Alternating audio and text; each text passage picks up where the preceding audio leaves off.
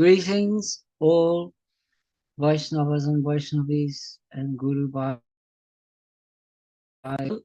We continue with Srimad Bhagavatam, Canto 10, Chapter 5. In the last episode, we read the first 4 chapters of Canto 10, which dealt with the antecedents of Krishna's birth and his birth in the prison cell at Mathura, and his being transferred finally in the middle of the night to Gokula. So now we pick up the narrative from Gokula the next morning after that. So, Vandeham Sri Guru Sri Yutapata Kamalam Sri Gurun Vaishnavanscha Shri Rupam Sagrajatam Sahagana Raghunatham Vitantam Sajivam Sadvaitam Savadhutam Parijana Sahitam Krishna Chaitanya Devam Shri Radha Krishna Padam Sahagana Lalita Sri Visakhamitanscha Narayanam Namaskritya Naram Chaiva Narottamam Devim Saraswatim Vyasam Tato Jayam Divayet Om Namo Bhagavate Vasudevaya Nigamakαλπtaror phalam Sukhamukadamrita Travasayutam Pipata Bhagavatam Rasamalayam Muhuraho Rasika Bhuvi Bhavukaha. Ripe fruit from Scripture's wish-fulfilling tree, distilled from Shuka's lips, eloquently, drink deep this Bhagavat, pure rapture's store, ye connoisseurs on earth forevermore. So, Srimad Bhagavatam, Canto 10, Chapter 5, the argument. The celebration of festivity in Braja Krishna's grand nativity. The cowherds come by excitement beguiled to shower blessings on the divine child. Then Nanda to Madhupuri repairs, meets Vasudev, to Kamsa tribute bears.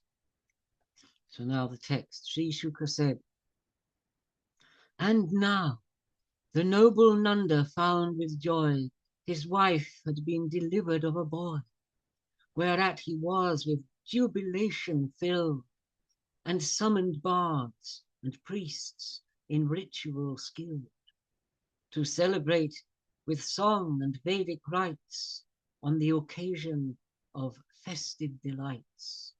He had his cleansing bath duly performed, and was with raiment clad, with gems adorned, when the rites and invocations were sped, and the holy incantations were read, and for the welfare of his newborn son, gods and manes worshipped for benison.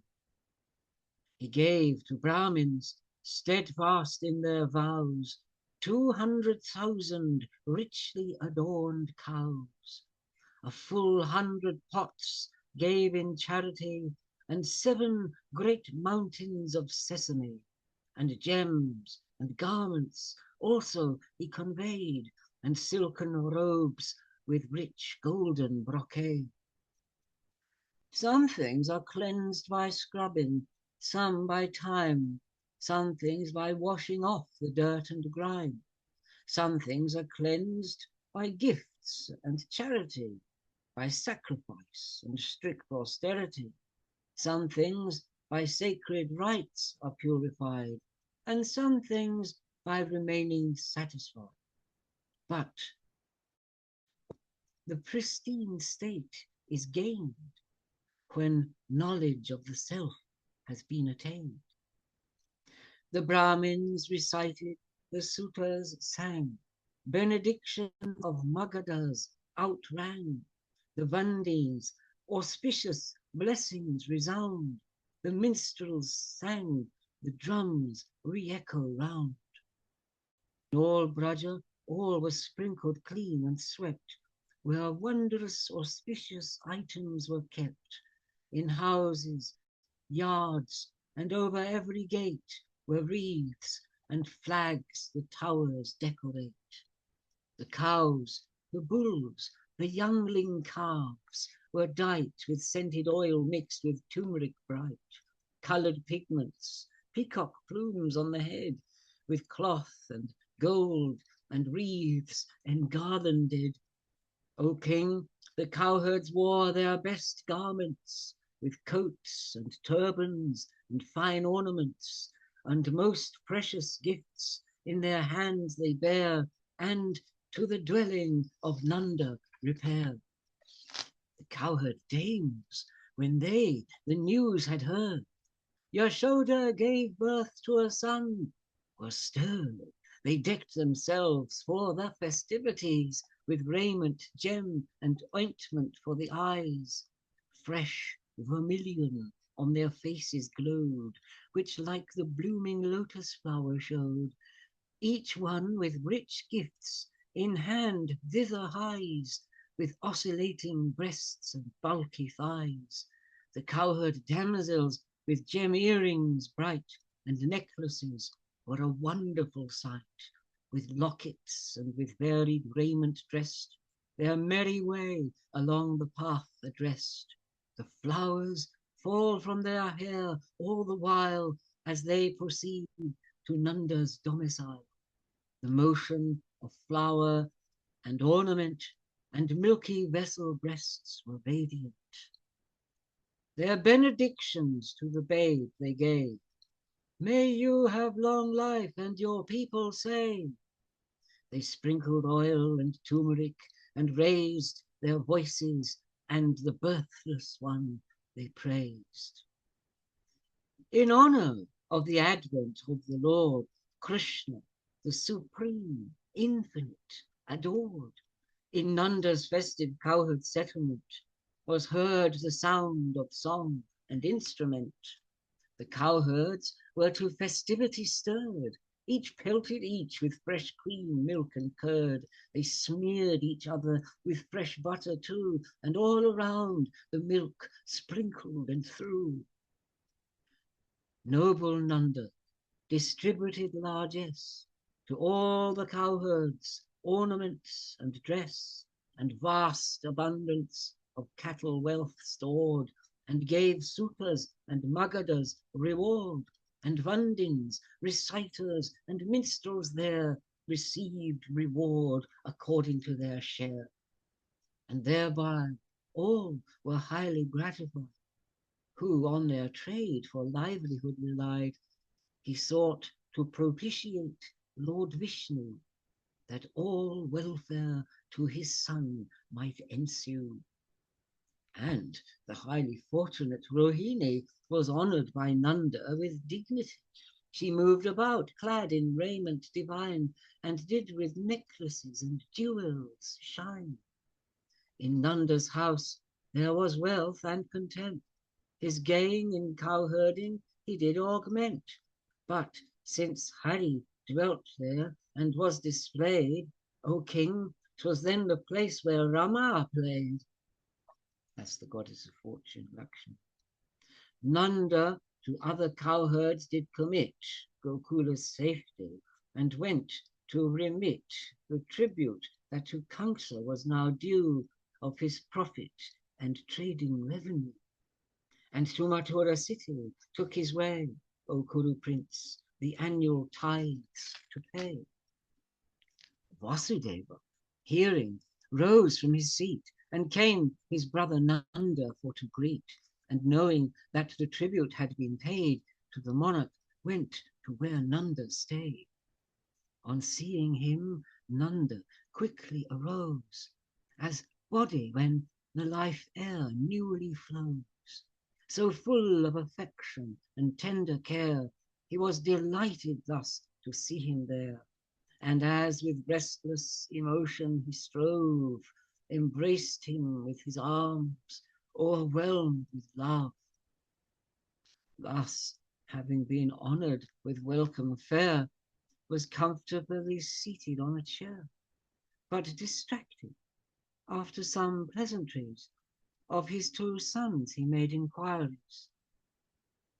It is most fortunate, O brother dear, for one who has advanced many years and wanting offspring after all this time, you now have got a son by grace divine. By seeing you, I blessedness attain.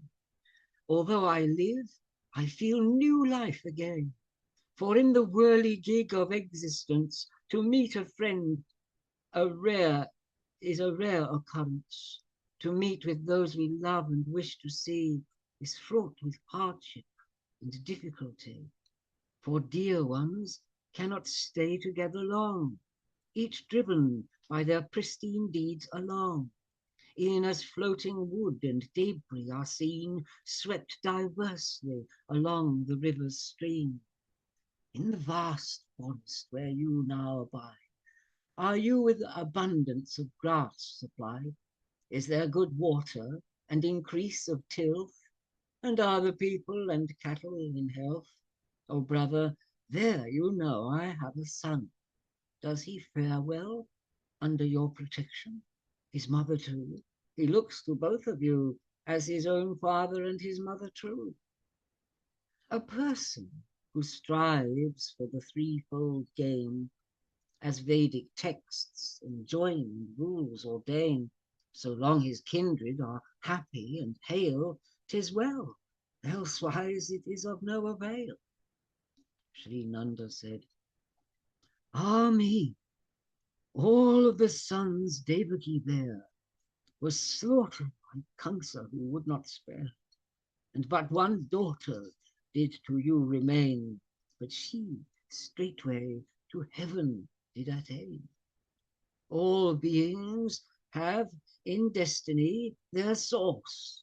Destiny is their stay and sole recourse. And whoso knows this destiny perceives that all is destiny and never grieves.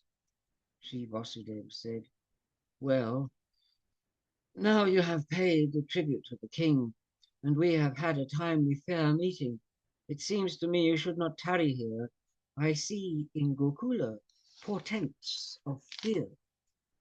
Sri Shuka said, Nanda and his cowherds, when this had heard, and at the speech of Saudi, they were stirred. Taking his reed, they yoke the ox-drawn cart, and in all haste for Gokula depart. Thus ends chapter 5 in book 10. Chapter 6, the argument.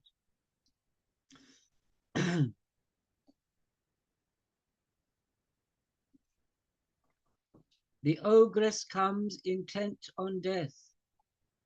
She is deprived of her life breath. The cowherd damsels in delight perform the purifying rite. The demon's corpse is burnt in fire, and perfume rises from the pyre. Sri Shuka said, while on the road, Nanda, in reverie, thought Sauri's speech could not untrue, and apprehensive of some dire event, sought refuge in Hari as on he went. Meantime, commissioned by Kamsa the king, came Putana, a vile and loathsome thing, who roamed cities, towns, pastures, to fulfill his order and the little babies kill. Now, where the glory of the Lord is heard, the Saviour God from all evil doth guard. Where people in right conduct are employed, all fiends, like Yatudhanas, are destroyed. That sky ranger came flying through the air, and to Nanda's Gokula did repair, transfigured to a damsel by her skill in magic, and wandered around at will. Her hair was with Malika blossoms dressed, her hips were broad and ample was her breast, and her midriff was from both sides oppressed. Well adorned in fine garments she appears, the pendants glisten dangling from her ears. She casts attractive glances here and there, the women, captivated, on her stare. And the cowherds, gazing on her, did ween that she must be Fortuna, beauty's queen, to see her lord come to the cowherd land, and twirling a toy lotus in her hand. While searching out her prey, the infanticide, after consideration, did decide to enter Nanda's house, wherein she viewed the mighty one with powers now subdued. The demon slayer, by childhood concealed, lying abed, like fire unrevealed. He knew her vile murderous intention, the self of both the mobile creation and the immobile. Thus he closed his eyes, and she to lift him onto her lap tries, as one in ignorance a rope may take for what is in reality a snake. She was like a sharp fortune kept beneath a beautifully decorated sheath, with excessive maternal affection, although she was as hard as any stone. And the two mothers, gazing on in dismay, and thus deluded, did not bar her way. The evil one, with venom on each pap, took up the child and placed him on her lap. Into his mouth her poisoned nipple pressed, and he with both his hands squeezed and compressed. The Almighty One gave her pain and strife, and indignant sucked with her milk her life. Afflicted with intolerable pain, she cried, "Enough! Leave off!" O'er and again, with writhing in her sweat and bulging eyes, her arms and legs stretched out in hideous wise. Her horrid cry made earth and mountains quake, in heaven's vault the stars and planets shake. The nether regions re-echo the sound, in fear of lightning folk fall to the ground. The night rover was in this manner slain. The pressure on her breast caused her great pain. Her mouth gaped wide, her hair was dishevelled, her arms convulsively outstretched were held. Reverting to her fiendish form again, she fell outspread over the wood and plain, even as Vritra, when his rage was quelled, O king, by Indra's thunderbolt was felled. Thus, even as her massy form fell dead, her carcass over full 12 miles was spread, and trees were crushed and strewn, O mighty king, her form colossal was astonishing. Her fangs were like sharp ploughs, and gaping wide, her mouth was as a cave on mountain side, her breasts were the flattened stones and rocks, and her wiry copper locks, her eye sockets as gloomy deep wells sank.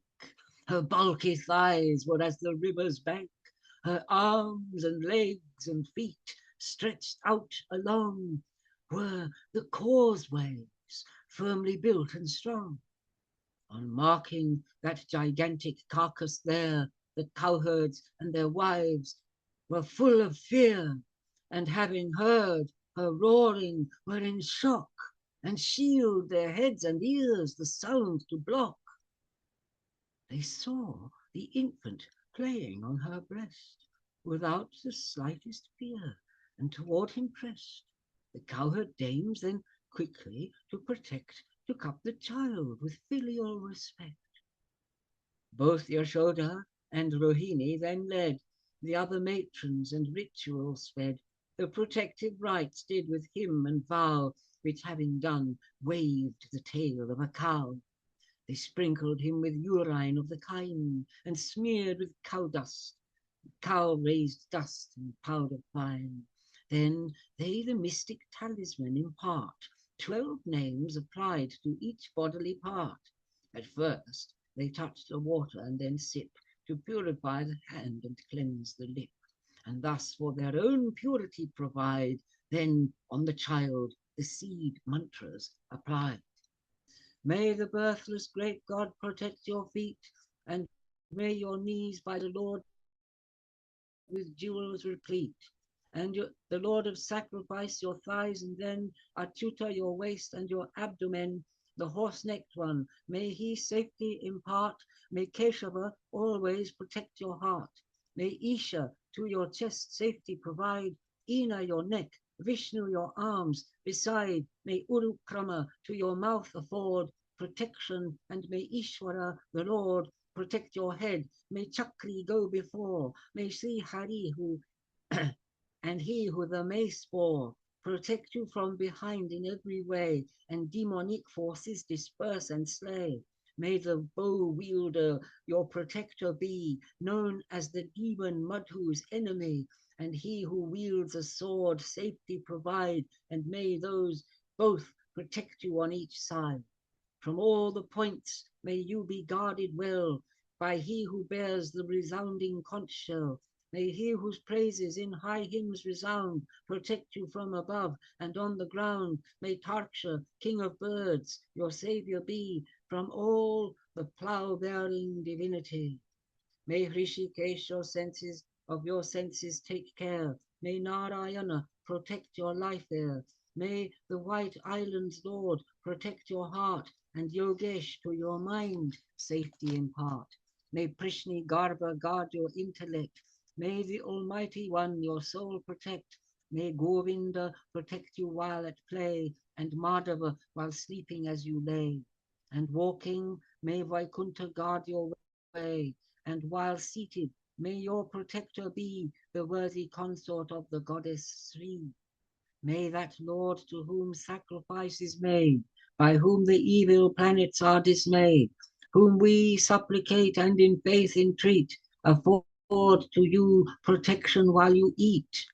Dakinis, Yatudanis, Kushmandas, who trouble children, Bhutas and Pretas, Pisachas, Yakshas, and the Rakshas height, Vinayaka, Kotara, full of spite, Revati, Jesta, Putana, the vile, and Matrikas, who madden and beguile, and those who cause the memory to fade, who body, life, breath, and senses invade, those that occasion dire calamity, and those that cause one evil dreams to see, those spirits that the young and old assail, whence dread and dire disturbances prevail, may all these be destroyed and flee in shame at the loud utterance of Vishnu's name. Sri Shuka said, thus bound by affection and tender care, Yashoda and the cowherd women there, having protective rites for her son's bed, she suckled him and laid him on his bed. Meantime, the cowherd men by Nanda led from Mathura back to the Braja sped. And when they the colossal carcass saw of Putana, were struck with dread and awe. Certes, O friends, to me it is now clear that Anakadundubi is a seer, adept in mystic yoga, prescient. How could he have foreseen this event? Her massive form the cowherds chopped in haste, with axes, and then to a distance placed, and with heaps of dry wood they made a pyre, and thus reduced her to ashes by fire. And as the smoke rose up into the air, emitted of a guru the scent rare, since Krishna had been suckled at her breast, her sins were all absolved, and she was blessed. Though Putana was of the demon brood, who slew children and drank their sanguine blood, to slay Hari she offered him her breast, and went to the place of supernal rest. What then of those who love and faith proffer, and dearest objects willingly offer, as fond mothers give to their dear darlings the most agreeable and pleasant things. Those feet in the devotee's heart remain. The world protectors praise their worthy fame. Although she was a Yatudani dread, was touched by the illustrious Godhead. Although she gave her breast, she sought to slay, yet to the high heaven she made her way. What then of pious matrons may be said, who from their bosoms milk to Krishna fed? And what of the cows might be said beside, who rich and abundant fresh milk supply? The cowherd dames, with maternal affection, suckled the supreme illustrious one. Their great reward cannot imagined be from the almighty Son of David, who is the one from whom all blessings flow, who does final liberation bestow. With fond maternal affection beguiled, they knew him only as their darling child. And thus, O king, they were not born again, nor in the metempsychosis remain. When the cowherds the fragrance apprehend, rising up from the fire they commend. From whence is this lovely fragrance derived? Thus questioning, at that place they arrived. To them the others did reiterate of Putana's arrival and her fate, and of the auspicious ending they heard. Then blessed the child, by astonishment stirred. Then noble Nanda was immensely pleased to see his son as if from death released, and took him on his lap in joy's relief, and smelt his head, O mighty Guruji. Whoever faithful hears, studies, or reads the tale of Krishna's wondrous childhood deeds, how Putana did salvation attain, the purest love for Govinda will gain. Thus ends chapter 6. Chapter 7. The king said, Parikshit, whatever Almighty Hari has done, whenever he takes his incarnation, affords a pleasure to the ear refined, and, O Master, does captivate the mind. But merely by an oral reception, the mind is cleansed of its foul pollution, which occasions the lack of appetite and a distaste for transcendent delight. Thus, soon the mind attains to sanctity, which engenders devotion for Hari and fond fraternity with devotees. Speak on, if I am fit, and if you please. What other exploits did Krishna perform in his wondrous, delightsome childhood form? Say what, as Son of Man, was his emprise, and what his conduct in human disguise? Sri Shuka said, and so it was, after some lapse of time, when there was conjunction of the birth sign, the pious dame, the matrons did invite to partake in the Uttanika rite. The singers and musicians raised the strain, the twice-borns one's Vedic mantras exclaimed, the child was bathed with due solemnity, and thus observed they the festivity. Then dutifully Nanda's pious spouse performed the bathing with auspicious vows. Incantations were read by Vipras there, whom she honoured with gifts and dainty fare. She offered them garlands and weeds divine, all cherished objects and fair milking kind. Then, when she saw the child eyes droop and close, she gently laid him down in soft repose. Eagerly serving guests, quite distracted, she honoured all the cowherds invited, and did not hear the baby, although nigh, wanting to suck the milk from her breast cry. Thus, disappointed, he indignant grew, and up his soft and tender feet he threw. The infant thus beneath the cart was laid, whose little feet like new furled leaves displayed. Then with his foot against the cart he dashed. The cart was sudden overturned and smashed. The wheels, the axle pole were shattered, and away the vessels rolled. And the pots, being shaken by the tilt, their liquid contents were upset and spilt. Which seeing, Yashoda was fraught with fright. The cowherd dames foregathered to the right of Uttanika, and the cowards there, headed by Nanda, were awestruck with fear. They wondered at the dire calamity, and questioned how the cart should broken be. The cowherds and the cowherd dames exclaimed, disquieted, "Can anyone explain?" The children said, "This infant threw about his legs and broke the cart, there is no doubt." They knew not that he was unlimited, and gave no credence to what the boys had said. The astonished cowherds and their women there were of the infant's power unaware. Yashoda then picked up her weeping son, and had the Vipras utter benison. To counteract the planet's influence, they chant the Vedic texts with eloquence. She then, to comfort the infant distressed, how tenderly suckled him at her breast.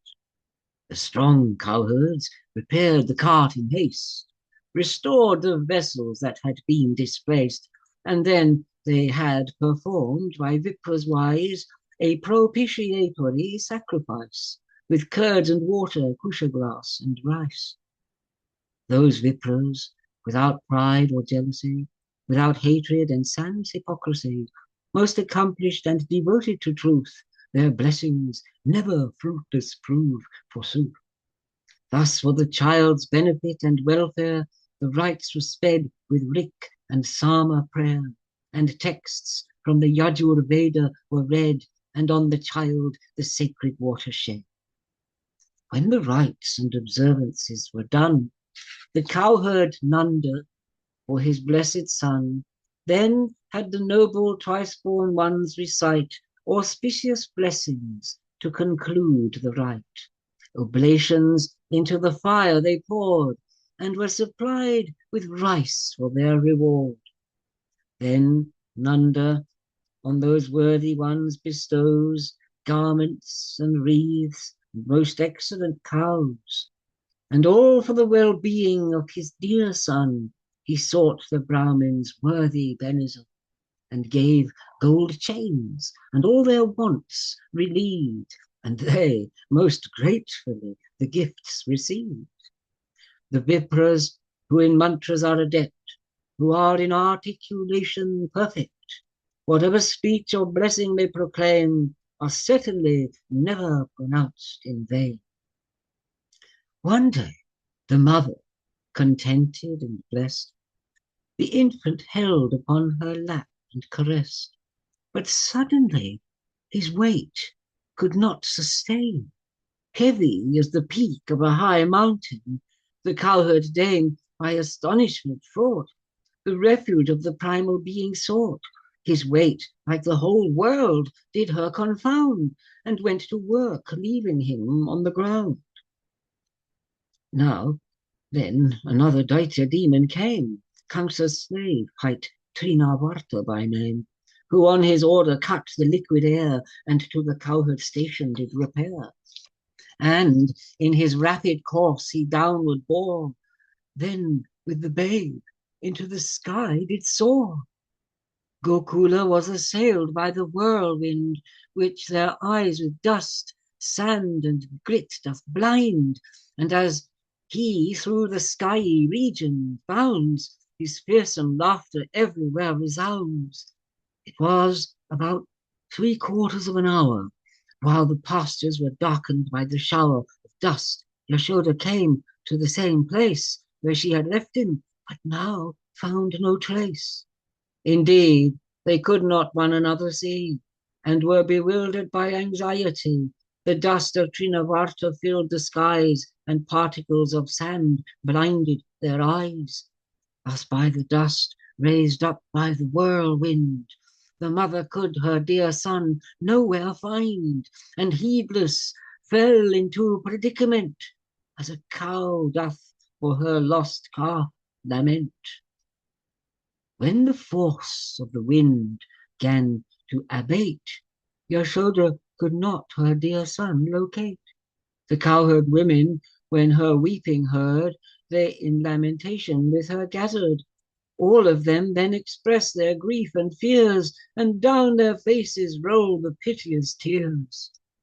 Now, Trinavarta, with diminished force, who as a wind held through the sky's course, and as to the vault of heaven he goes, suddenly Krishna more ponderous grows, and as the burden on him sorely pressed, it did his forward motion then arrest. The demon the weight of a huge rock, and could not extricate his neck and limbs, nor could he give him the slip, and thought the child wondrous with his firm grip. Thus being suffocated in the skies, all breath was choked, and bulging were his eyes, and thus without a murmur or a sound, he with the child fell down upon the ground. The demon fell with devastating shock. His limbs were crushed and broken on a rock, and headlong from the sky came tumbling down, as when Rudra severed the triple town. Then forth the cowherds and their women came, restored the precious infant to his dame. Although lost and abducted and deplored, the child unhurt in safety was restored. And though they had no inkling of the cause, they thought the child released from death's dread jaws. Thus Nanda with the cowherds achieved bliss, and the cowherd women gained happiness. Amen. What an astounding mystery! Since we, the innocent child, did not say, the man-eating Rakshasa has been slain, and he returns to us unscathed again. Surely the sinful one to death proceeds by cause of his own iniquitous deeds, but the good see with equanimity and are freed from fear and adversity. What arduous long penance have we done in worship of the illustrious one? What donatives and acts of charity, and what welfare works and public piety, since we deplored the losing of this boy, yet he is now restored to bring us joy. Amazed at many wonders that fell, while there in the great forest they did dwell, Nanda, astonished with all the cowherds, recalled Vasudeva's prescient words. One day, the cowherd queen took up her child and held him on her lap, by love beguiled. Milk flowing from her breast in streams were shed, then to her bosom applied him and fed. Then, having drunk his fill, her darling child revealed his satisfaction as he smiled. To wipe his face, O king, her hand applied, and saw a great wonder as he yawned wide. The sky, the lower and the higher spheres, sudden within his yawning mouth appears. The stars and planets in bright multitude, the directions, the sun and moon she viewed, the fire, air, and waters of the sea she did, the continents and mountains see. She saw the daughters of the mountain floods, and the dense forests and dark dreary woods, and as her gazes in his mouth were held, the mobile and immobile world beheld. Thus, having seen this wondrous sight, O king, she was seized with affright and trembling. To see the world within his mouth reposed, her fawn-like eyes disquieted, she closed. Thus ends chapter 7. Chapter 8.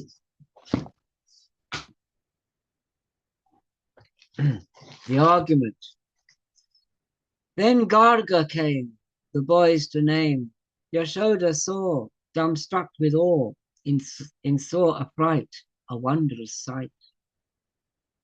Sri Shuka said, O king, now Garga from the city hied, renowned for austerity far and wide, the chief priest of the Yadus, being sent, urged by Vasudeva, to Braja went. When noble Nanda saw his worthy guest, he stood before him, palms together pressed, and worshipped him with conscious reverence, as though he were beyond the range of sense. Then to that saint of holy rishis best, Nanda some humble words like these addressed. O Holy One, command us of your will. Say, what order of yours may we fulfill? Since holy ones, when as a guest they stay, in poor men's homes, drive misery away. And this, thus, O worthy one, your grace is shown, and have no purpose thereby of your own. The motions of the stars you have explored, knowledge of things beyond perception stored. Great mysteries have been revealed to you, the past and present and the future view. If you would deign the holy rites to speed, the samskara by holy writ decreed, for these two boys we would be highly blessed, since you are of wise preceptors the best. Sri Garga said, it is indeed well known both far and wide. I am of the great Yadu clan Kai. If I perform the rites, some doubt may be that your son is the son of Devaki. And Kamsa of the wicked simple brain knows well the friendship that does obtain between you and Anakadundubi, and that the eighth issue of Devaki must but be a son by destiny's decree. And thinking over what the daughter said, the wicked one will certain plans have made to give occasion to such thought were ill. He may, indeed, the child attempt to kill.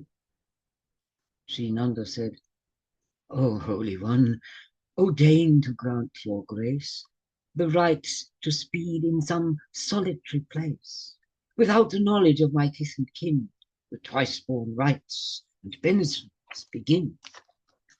Sri Shuka said, the Vipra, having heard what Nanda said, the sanctifying rites in secret sped, and did all as ordinance doth require, since all the while it was his fond desire.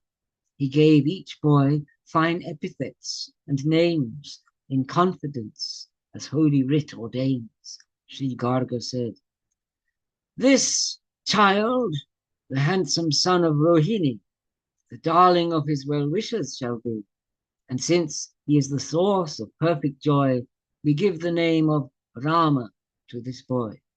And for he will have strength exceeding fame, Bala will stand as prefix to that name, since Yadus by him will be reconciled as Sankarshan, he will also be styled.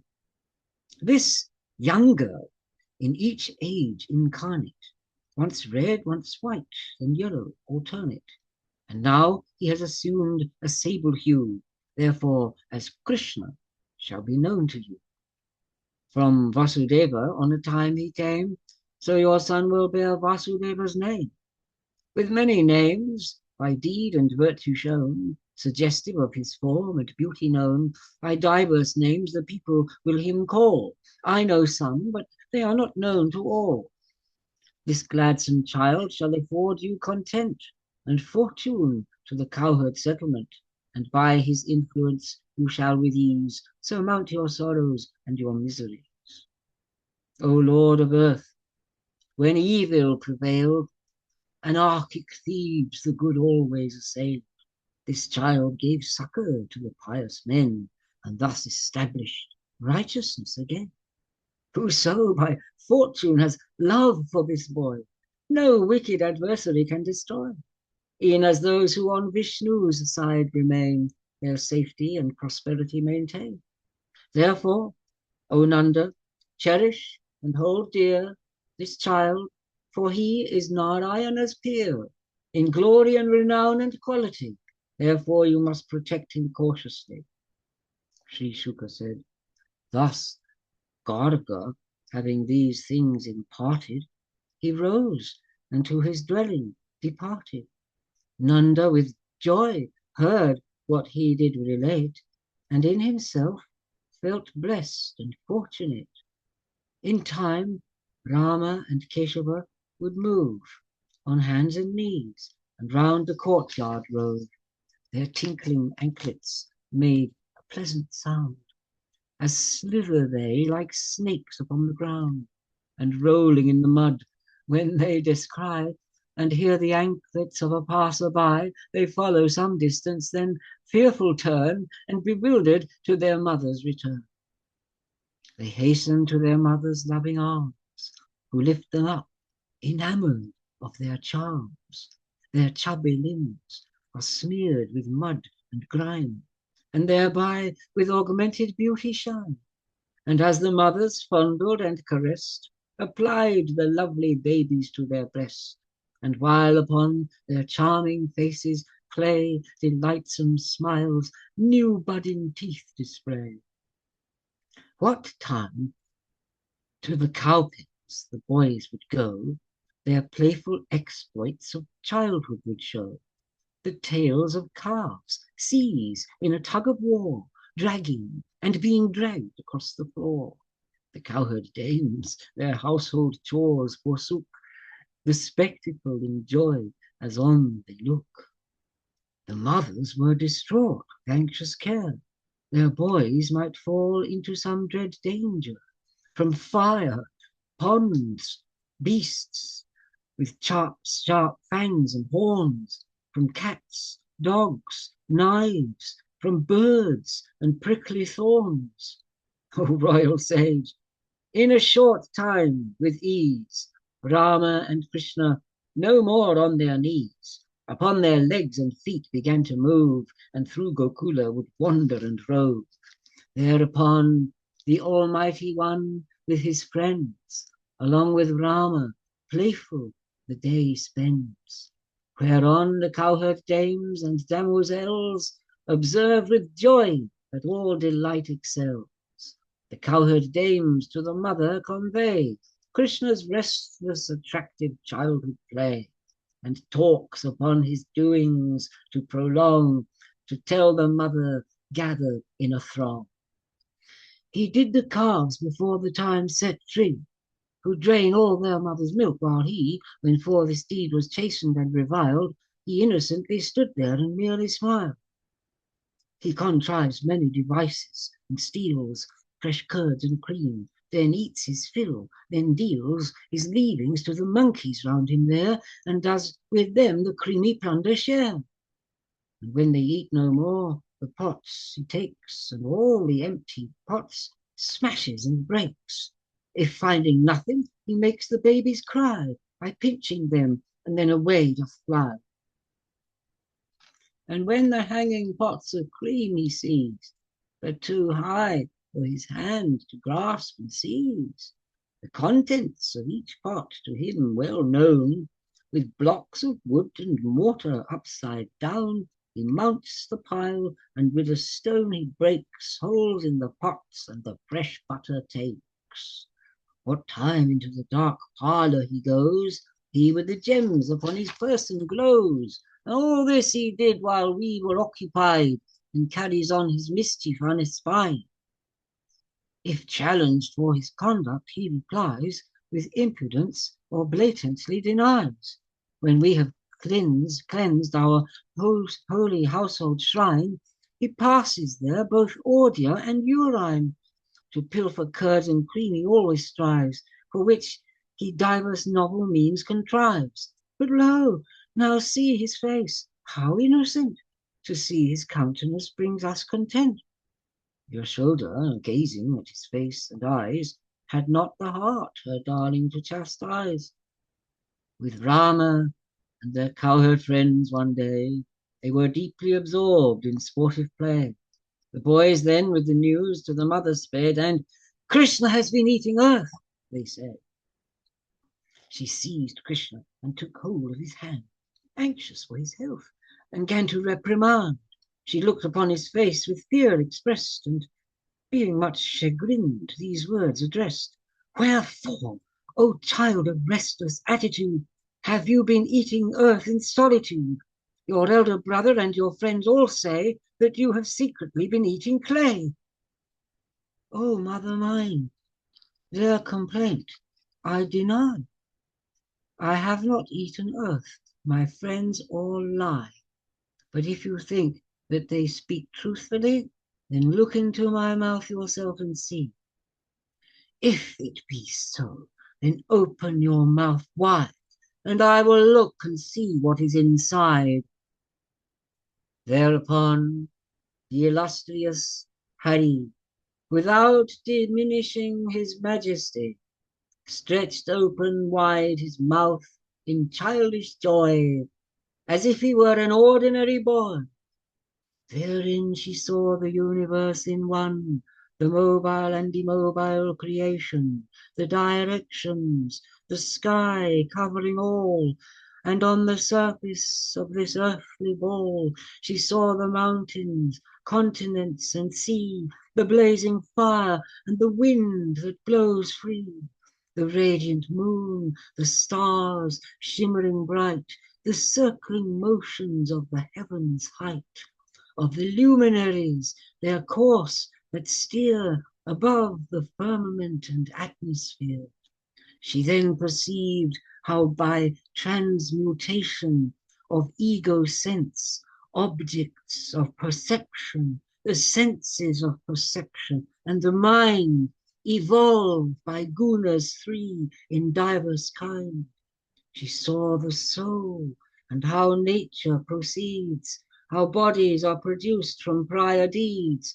All this indeed in endless multitude within the gaping mouth of her son she viewed. And when herself and the brother she saw, she was perplexed with doubt and struck with awe. She thought unto herself, is this a dream, or a godlike illusion I have seen? Alas, or is my intellect abused, or has the power of my son confused? Therefore to the illustrious I bow, whom neither mind nor sense nor speech can know, from whom this world begins, in whom it ends, whom act nor reason ever comprehends. As suppliant unto his feet I pray, who governs all with unresisted sway, by whose contrivance I am thus beguiled to look upon my husband and my child, to think the cowherds under my command that I am mistress of this land, that all the cattle wealth belongs to us. I am by his power deluded thus.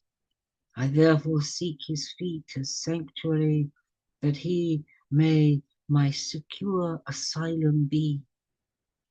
Now, from the cowherd dame, who the truth saw, he did the mystic Vishnu spell withdraw, and spread the veil of yoga power sublime, which filled her with motherly love divine.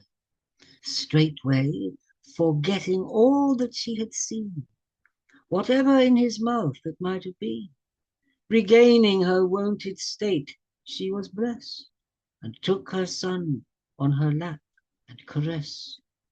That one who is in three Vedas adored, in Sankhya and Upanishads explored, that same Lord whom the yogis seek to reach, whom devotees praise in hymns and fair speech, illustrious Hari, whom all revere, the cowherd dame knew as her darling dear. The king said, King Parikshit said, what pious deed of pristine sanctity did Nanda do to gain this high degree of blessedness? How was Yasoda blessed to suckle mighty Hari at her breast? His parents never tasted of that bliss, nor did they Krishna's childhood acts witness, which rhapsodists rehearse unto this day, which drives the gloom of ignorance away.